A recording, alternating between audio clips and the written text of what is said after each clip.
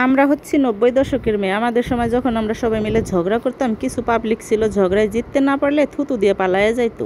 তো বর্তমান হয়েছে সেই দশা, নেট বন্ধ করে দেয়। আসসালামু আলাইকুম, কেমন আছেন সবাই? আশা করি ভালো আছেন। আমি আল্লাহর রহমতে ভালো আছি। এই তো প্রতিদিনের মতো আরেকটা লং ভিডিও নিয়ে আসলাম। আজকে কিন্তু আমার ছোটো বোনে একটা রুই মাছ দিয়ে লাউয়ের একটা পাতলা ঝোল রান্না করবে ওর মতো করেই।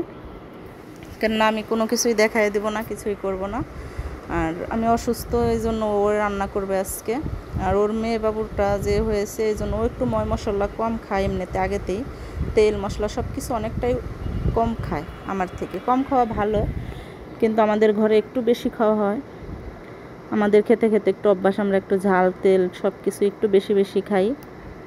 ছেলের বাবা খেতে পারে না, এই জন্য না দিলে। যাই হোক, ওর মতো রান্না করতেছে। এখানে অল্প মশলাই দিছে, সব কিছু দিয়ে তারপরে নাড়াচাড়া করে মশলাটা কষিয়ে নিতেছে।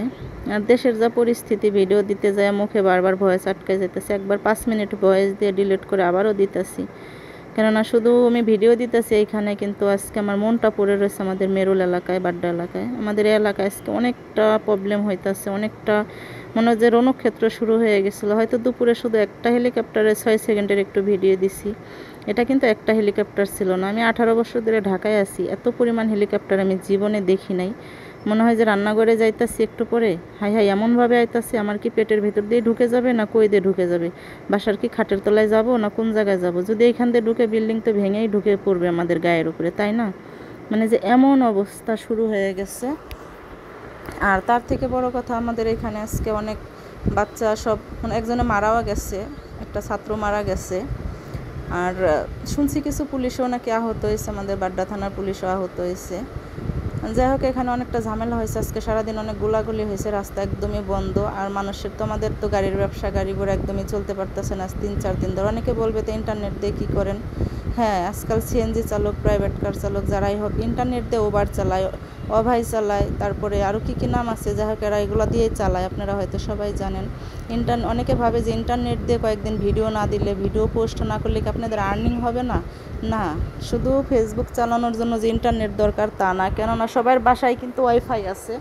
আর ওইগুলা চালাইতে কিন্তু কখনোই ওয়াইফাই লাগে না, ওটা কিন্তু আপনার মোবাইলে এমবি ভরাই লাগবে। আর সেই এমবিটা আজকে 3 দিন ধরে, সবাই আজকে সকাল থেকে হুঁশ ফিরছে যে আজকে নেট বন্ধ করে দিচ্ছে। না, আজকে 3-4 দিন হইলো এই সার্ভার ডাউন, একদমই ওগুলো চলে না। ওটির নেটের যদি পাওয়ার না থাকে, কখনই ওইটার হবে না, কাজ হবে না। অনেক স্পিড থাকতে হয়, কিন্তু আজকে 3-4 দিন ধরে এই স্পিডটা নাই, সার্ভার ডাউন করে দিছিল। আর আজকে একদম টোটাল বন্ধ করে দিছে। তো অনেক খারাপ অবস্থা। মানে যে যারা এদিকে যে বের হবে, যদিও ভোর রাইতে কোনো গাড়ি আমাদের বের হয়েছে, তারা হয়তো গ্যারেজে ঢুকতে পারতেছে না, একটা সিএনজিও আসতে পারতেছে না। মানে যে যার যার মতো রয়েছে। একটু আগেও আমাকে ফোন দিল যে হাতির ঝিল একটা গাড়ি ওই মাথায় কারণ বাজার আটকে বসে আছে, কি করবে? এদিকে আসতেও পারবে না, ঢুকতেও পারবে না, সব রাস্তাঘাট বন্ধ করে দিচ্ছে। মানে যে অবস্থা এত খারাপ আমাদের এলাকায়। এবং কি আমার ছেলে এসে বললো, ওদের ক্লাসের কয়েকজন আজকে মিছিলে গেছিলো, ওদের কয়েকজনের আজকে গুলি লাগছে, পায়ে করছে, মানে যে ওদেরকেও আহত করছে কয়েকজনের। মানে ওই যে কি রাবার বুলেট না যেগুলো ছুঁড়ে, ওইগুলো ছুঁড়ে দিছে। যাই হোক, আর একটা ছাত্রও নাকি শুনছি মারা গেছে, কোন জায়গার তা এখনও ভালো করে জানি না। আমরা ঘর থেকে বের হই নাই, কেননা এমনিতেই অবস্থা অনেক খারাপ। এদিক দিয়ে বাসার এদিক দিয়ে যে অবস্থা, যে মানুষজন যে দেখতেছি, মানে যে আমার কথা বলার ভাষা হারিয়ে যেতেছে, যে এত খারাপ অবস্থা করবে। একটা দেশের দায়িত্ব জ্ঞান বলতে মানুষের কোনো কিছুই কি নাই?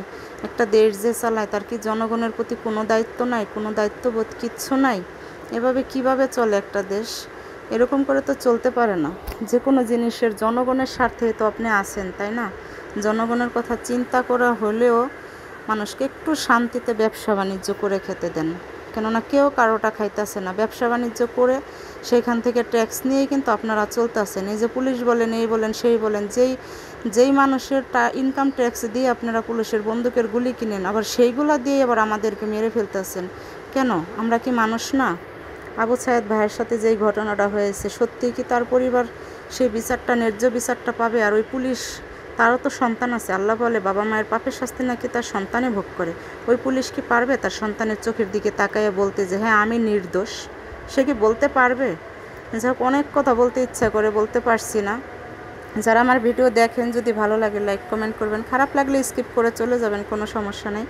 আজানও দিয়ে দিছে, এমনিতে অনেক দেরি হয়ে গেছে।